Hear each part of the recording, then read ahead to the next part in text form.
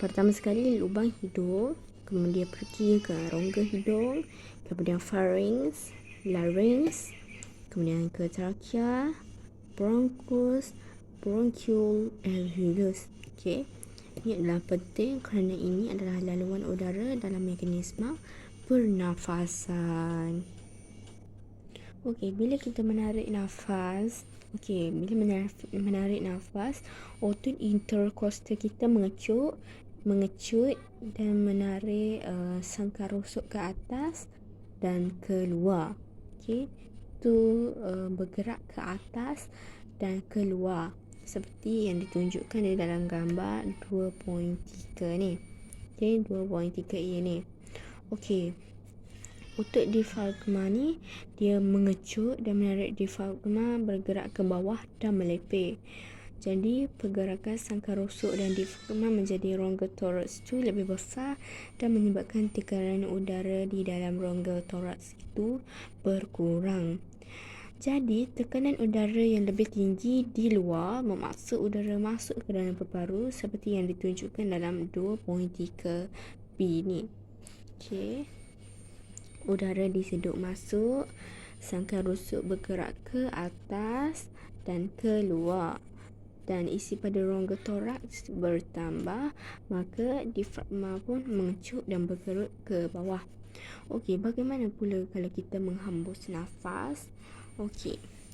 Bila kita menghembus nafas, otot interkostal kita akan mengendur dan sangkar rusuk kita akan bergerak ke bawah dan ke dalam. Okey, bergerak ke bawah dan ke dalam. Okey, ini adalah kalau untuk exam boleh ambil info penting di sini adalah mengendur dan sangkar rusuk bergerak ke bawah dan ke dalam. Okey. Jadi, otot diafragma kita akan mengendur dan melengkung ke bawah. Okey, otot diafragma kita akan mengendur dan melengkung ke bawah.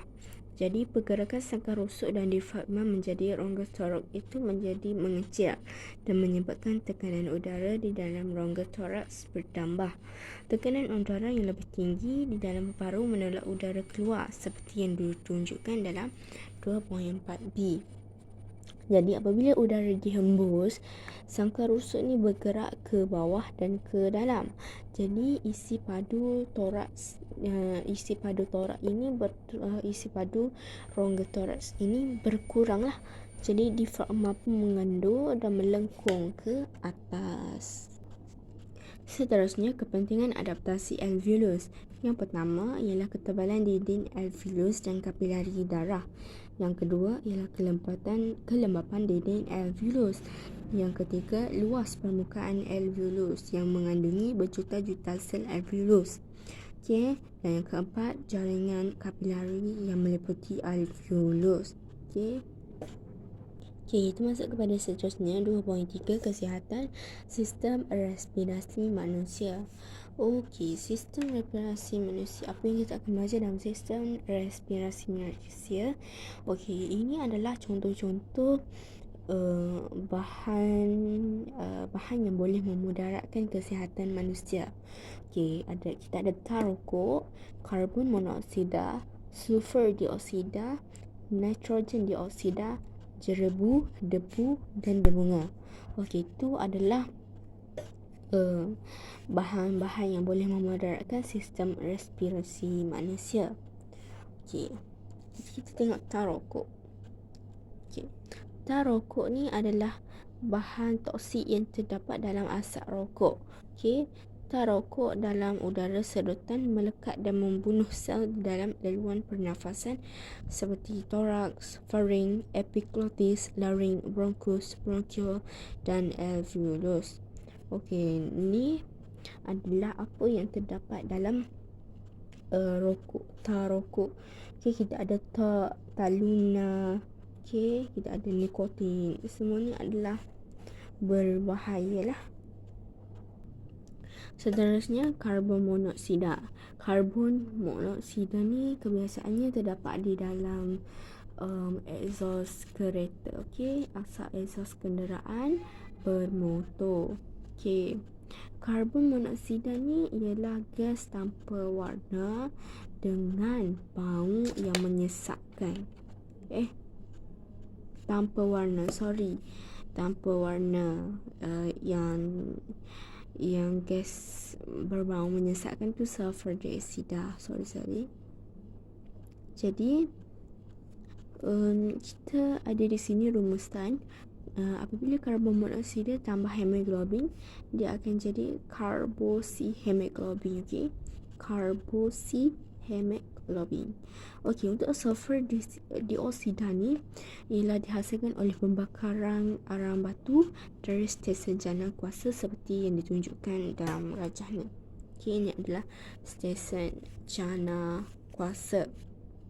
Jadi sulfur dioksida ni adalah gas tanpa warna dengan bau yang menyesatkan, dan gas ini merangsang laluan pernafasan dan ianya boleh menyebabkan batuk, sesak nafas, sukar bernafas, bronkitis dan juga kanser paru-paru. Seterusnya, nitrogen dioksida. Nitrogen dioksida ni ialah disebabkan oleh pembakaran api, seperti diesel, petroleum, diesel dan petroleum yang terdapat dalam kenderaan bermotor. Nitrogen dioksida ni dia berwarna perang dan juga bau yang menyesatkan lah. Dan gas ini merangsang laluan pernafasan dan menyebabkan batuk, sukar bernafas dan asma. Seterusnya, jerebu, debu dan debunga. Jerebu, debu dan debunga ialah zarah yang sangat halus, ringan dan terampai di udara. Asap dari exhaust kenderaan, pembakaran terbuka dan kebakaran hutan menghasilkan jerebu dan debu. Manakala debunga itu ialah disebabkan oleh enter ke dalam udara, boleh dibawa oleh angin ke suatu jarak yang jauh dan bergerak pada semua arah. Jadi jerebu, debu dan debunga ni dia merangsang sistem respirasi seperti asma. Seperti asma. Kalau dalam buku teks ni awak boleh tengok muka surat 60. Boleh tengok muka surat 60. Kalau di sini asma. Asma ni dia dirangsangkan oleh kehadiran debu, debunga dan juga jerebu. Asap rokok dan asap exhaust kenderaan yang motor. Pembakaran terbuka dan kebakaran hutan. Untuk bronkitis, simptom dia adalah sesak nafas, semput dan batuk. Bronkitis ni disebabkan oleh tar dan bahan perangsa asap. Disebabkan oleh tar dan bahan perangsa asap. Seterusnya ialah emfisema. Emfisema ialah keadaan di mana alveolus dalam paru-paru yang dirosakkan oleh bahan yang berbahaya dalam udara seperti perangsa dalam asap rokok. Jadi simptom dia adalah sesak nafas, sakit ketika kita bernafas dan rasa lebih letih walaupun melakukan kerja yang ringan sahaja. Pesakit ni tidak dapat dirawat, tetapi simptom penyakit ni boleh dikawal lah. Seterusnya, kanser paru-paru. Kanser paru-paru simptom dia adalah batuk yang berterusan, tercungap-cungap dan tidak dapat tidur. Kanser paru-paru ni disebabkan oleh bahan kimia yang dikenali sebagai karsinogen. Setakat tu dululah pembelajaran kita. Semoga kita berjumpa lagi. Jangan lupa follow Telegram. Boleh tengok dekat bawah channel Telegram saya. Terima kasih.